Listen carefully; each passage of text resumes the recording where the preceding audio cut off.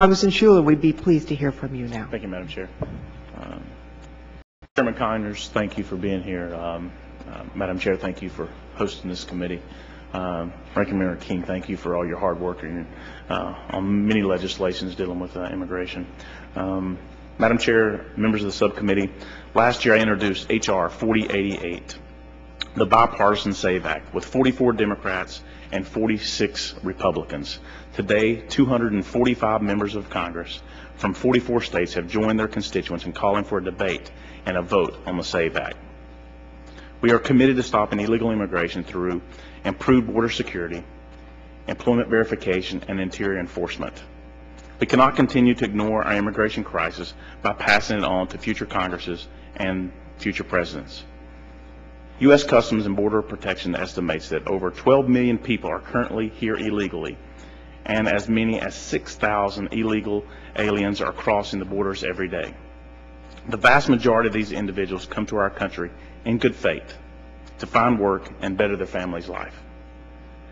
The SAVE Act recognizes that Americans is a nation of immigrants and a nation of laws. Our country must have a welcome mat to those who are here legally. We must also consider the rules of entry, the cost of illegal immigrants placed on the local and state governments, and the effect on millions of unemployed Americans. While the SAVE Act has a strong emphasis on border security and interior enforcement, the real thrust of my legislation deals with employer verification. Dishonest employers who seek to exploit low-skilled immigrant labor and the government's inability to secure its borders are the major reasons for the rapid increase in our illegal population.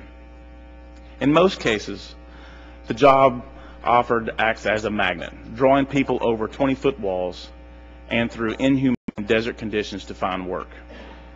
2 decades ago, our government tried to stop illegal hiring through the Form I-9 for all new employees hiring after November 1986.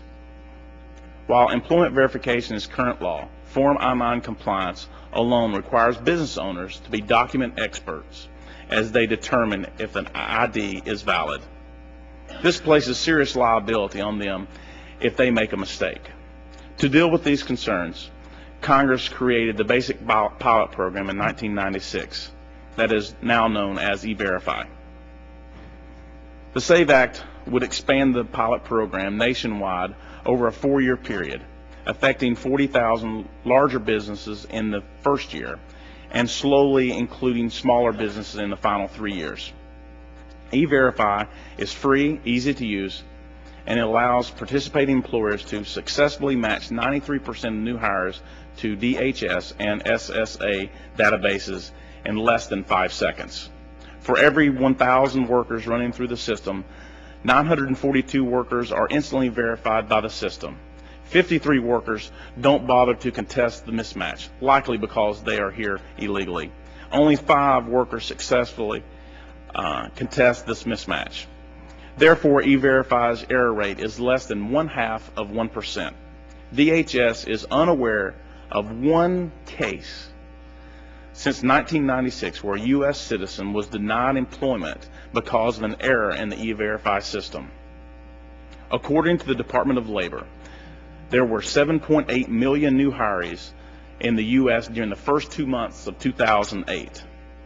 In that same period of time, over 1 million new hires were checked through E-Verify. On that basis, E-Verify is handling at least 1 in 8 new hires already. Based on a recent load testing, the system has the capability of handling 240 million queries per year. That's 4 times the number of people in the U.S. who are usually hired in a given year. E-Verify outlines a fair and proper methods of using the system in multiple languages to protect employees from discrimination of hiring practices. E-Verify gives employers the tools that they need to follow the nation's immigration law and to avoid the penalties that result in hiring illegal aliens.